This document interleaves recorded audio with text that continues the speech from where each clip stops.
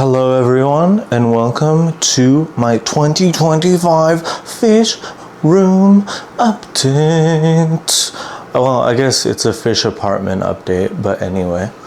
My name is Andreas and I am also known as Aquatubby. aquatubbysgarden.etsy.com if you want to buy some plants. Like, comment, subscribe if you enjoy the content, and now let's get into it.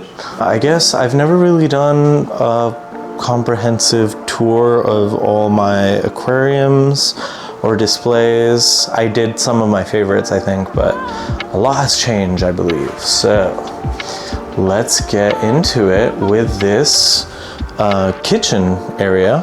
So these two tanks are right to the side of my kitchen, and they're kind of my pride and joy. They're my two most kept after high-tech scapes.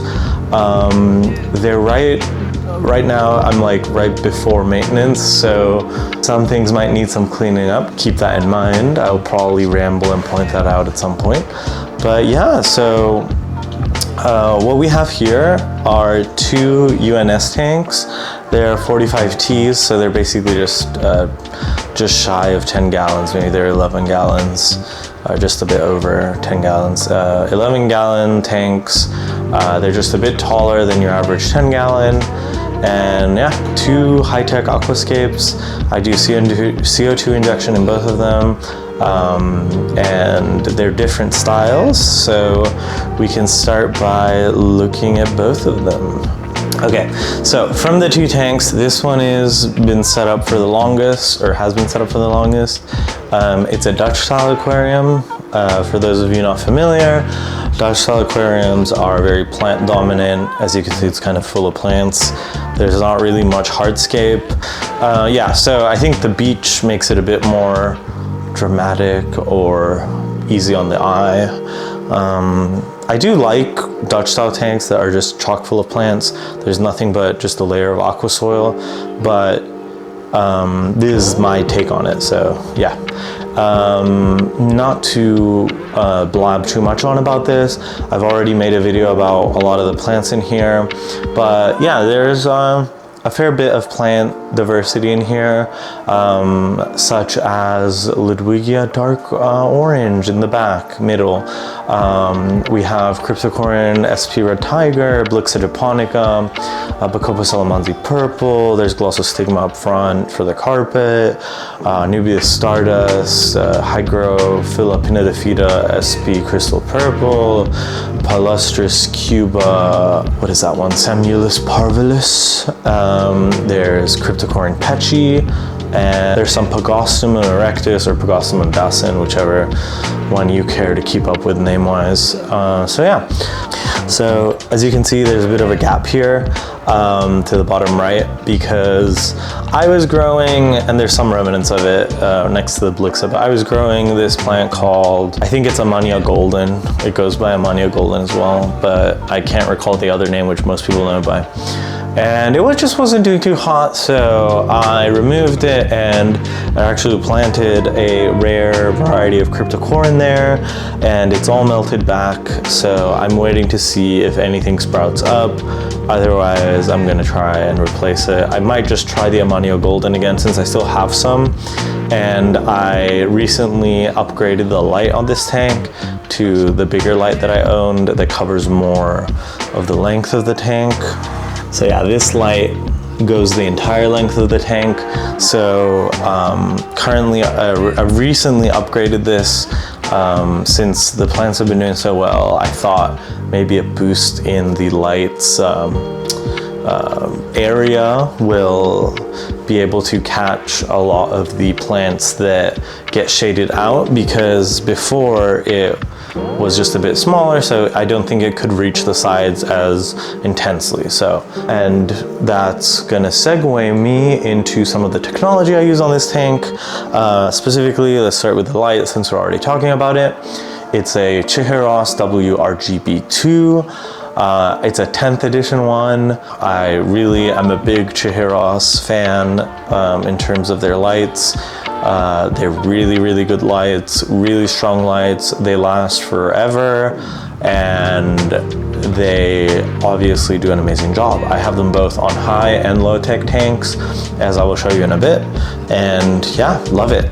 Otherwise, technology wise, I am running CO2 like I mentioned. So I run an F-zone diffuser for both of these tanks because it's affordable and decent option, and also it has the option to add extra lines onto it, so you can hook up multiple tanks on one system. So very cool. Definitely recommend it. I have a 5-pound canister on there. Usually lasts me 6 months, maybe up to a year even. I actually just refilled it, so yeah, I feel like, especially if you run these on nano tanks, a 5-pound canister can last you for a long time. And then filtration wise, I am running a UNS Delta 60. In terms of the CO2, I don't know if you can see, but in the outflow, there is a small diffuser, and I really like this system. It's an Aqua Rio brand item, so are the lily pipes, so they're plastic, not glass. And essentially the diffuser is in the outflow, so it really mixes the CO2. So it's kind of an in-between between an inline diffuser and just a normal diffuser.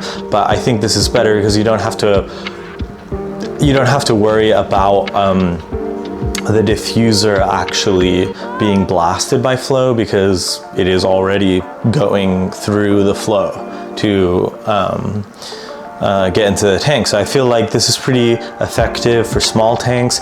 I wouldn't use this personally for anything bigger than like 15 or 20 gallons. I feel like you're pushing it there. Now let's move on to the livestock in this tank, which is probably, in my opinion, the most appealing part. So as you can see, these little blue fish, these are recent additions to this tank.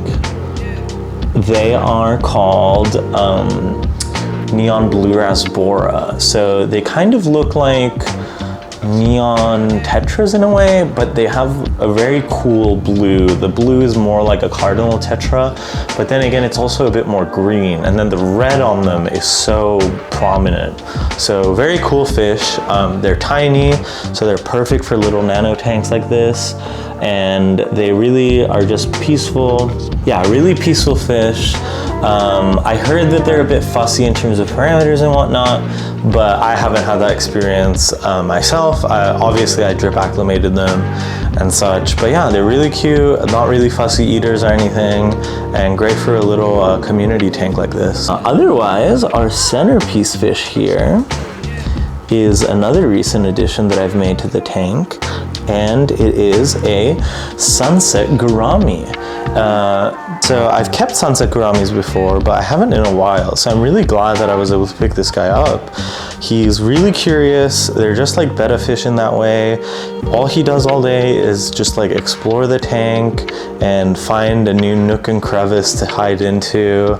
And yeah, he's just a very delightful little fish. Otherwise, I have another tiny schooling fish. So the koi rice fish, as you can see, they're really pretty. They have orange heads, kind of whitish bodies, and blue eyes. I only have 4 of these guys. Peaceful fish. They're mostly occupying the top of the water column usually, but they swim all around, honestly, and they're pretty hardy, and yeah, I really enjoy them. Otherwise in this tank, I have a solid colony of, I think they're like the orange shrimp, orange pumpkin or something.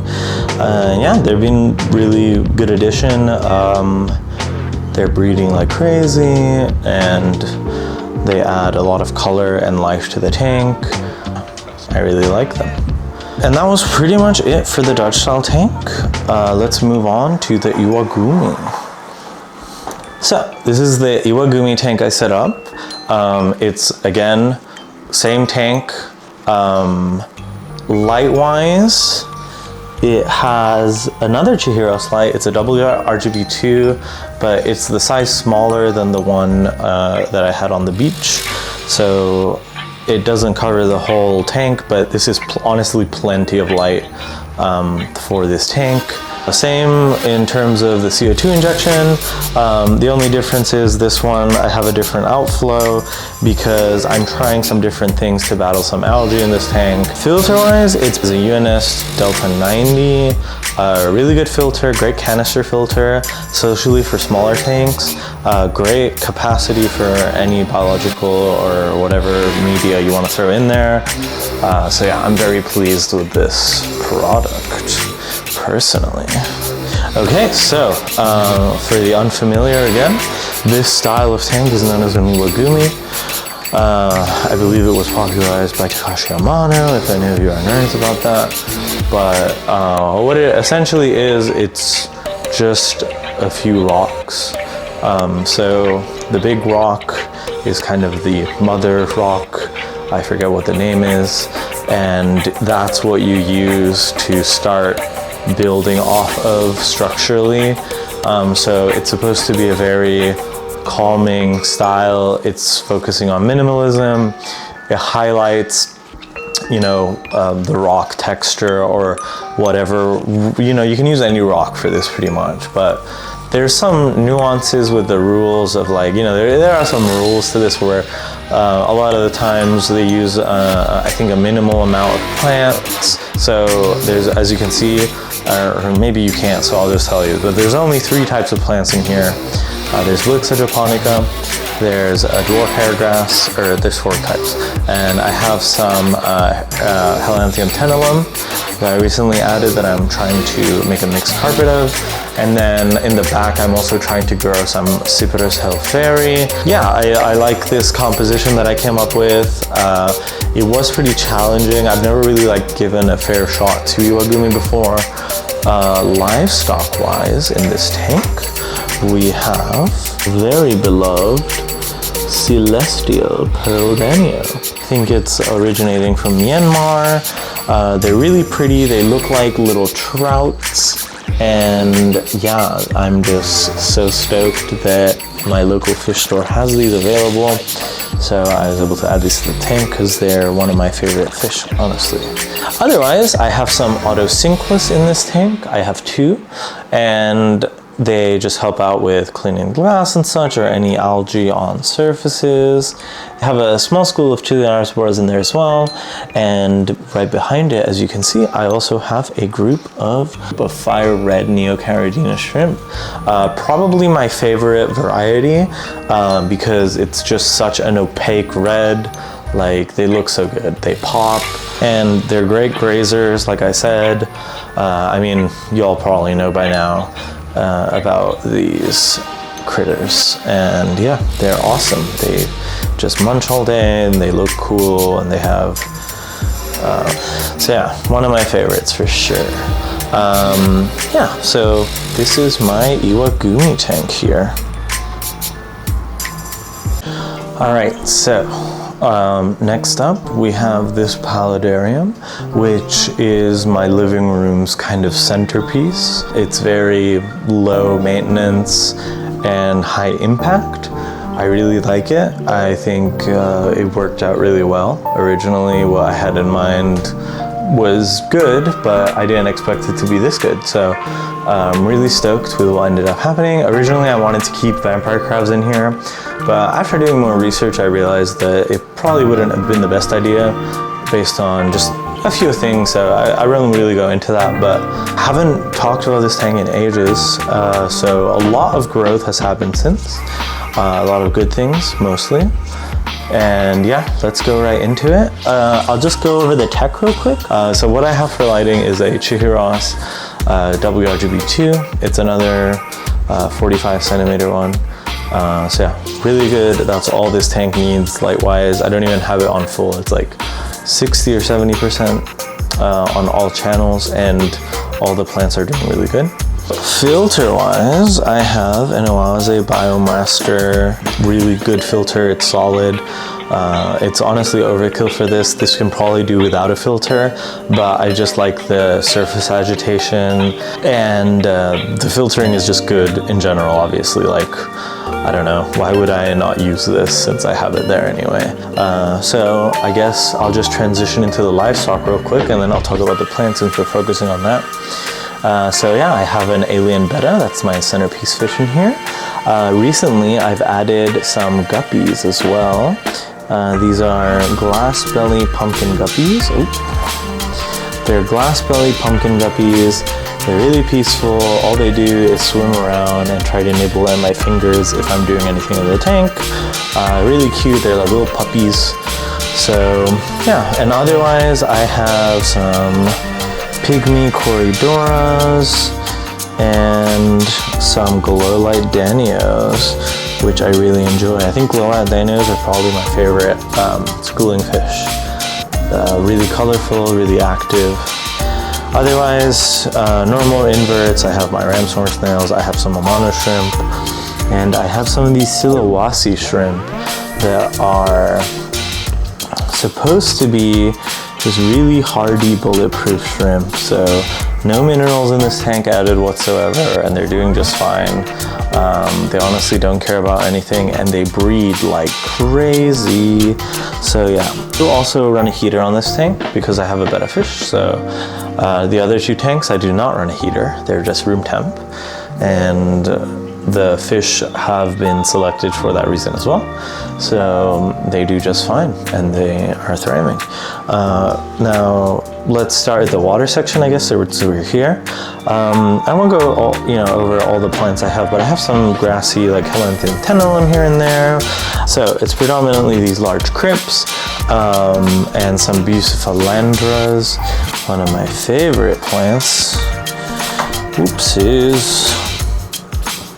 As I've talked about relentlessly on my last video about my plants, I really like Bucephalandra. They're like the corals of the freshwater hobby, and they're very rewarding and cool. Sorry for all the refractions. I'm filming this in broad daylight, and I've done my best to mitigate the light bleeding through, but I hope you can see that. And I also have this really cool peace lily. It's just a dwarf tiger lotus, but yeah, I have never had success growing these, and it's doing quite well. So yeah, as you can see, I mean, all the plants are doing really well. I have basically no algae in this tank, and yeah, it's really low maintenance. All I do is occasionally I'll do a small water change.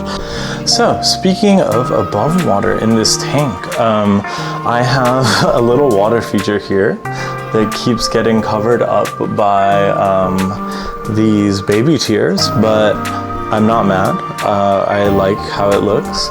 So yeah, I don't really know a lot of the names of these plants, but I will try my best. Some type of Pilea, I don't remember the name, baby tears, and then back here I have some of these Cryptanthus that I really like, but they're kind of getting swallowed by these plants. I have two Cryptanthus, there's one here too. But yeah, so I need to find a way to display them better. Another type of Pilea here, I don't really like this one, so I cut it back.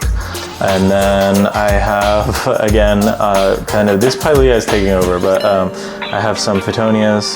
So there's a pink one there, and then I have a green one here that's kind of not getting some love from the light.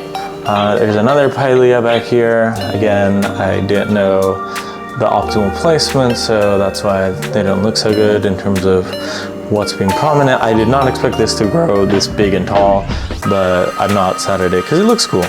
Otherwise, there's some cool ferns. There's just your normal rabbit's foot fern. I don't remember exactly, oopsies, I don't remember exactly what this one's called, but this is one of my favorite ferns. I think it's like a ruffle fern or something. And yeah, ferns are awesome. This is definitely one of my favorite tanks. It's very serene, naturalistic, and just a good vibe. Let me know how you like this one or any of them. And we'll move on to my last one. Okay, last but not least, this is my Pokemon card scape. That's what it's based on. And This is what it's looking like. High tech, I inject CO2 through that diffuser. The filter is a UNS Delta 30, so it's a smaller version of the one I have on the beach tank right now. And then I have a Chihiros light. These are really good for smaller tanks or the little pond tanks. Really sleek and pretty strong too. So yeah. I really like this tank. It's kind of taken a while to come to its own, and it's slowly getting there. I will be making an update video on this tank once again after a while. Some stems, I have this Myriophyllum Guyana SP Mini to the left and to the right. I think it's just Rotala Vietnam. Then on the rocks, I have some Hygrophila pinnatifida. It was SP Crystal Purple, but it reverted, so I might need to replace that. And then I also have some Alternanthera Reiniki minis and a carpet of dwarf hairgrass.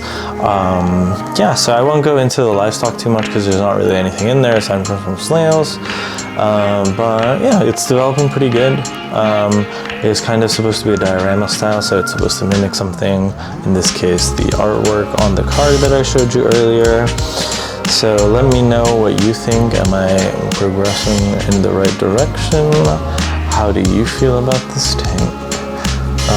So yeah, thanks a lot for tagging along.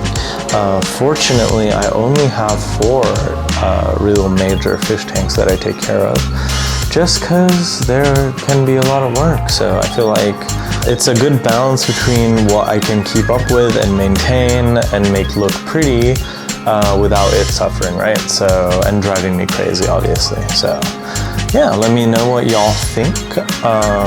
Which one is your favorite tank so far? And I will update you hopefully once a year on all of my tanks and how they're doing, and obviously individual updates and such in case anything crazy happens. So yeah, take care. Thank you so much for watching, and I will catch you in the next one. Peace.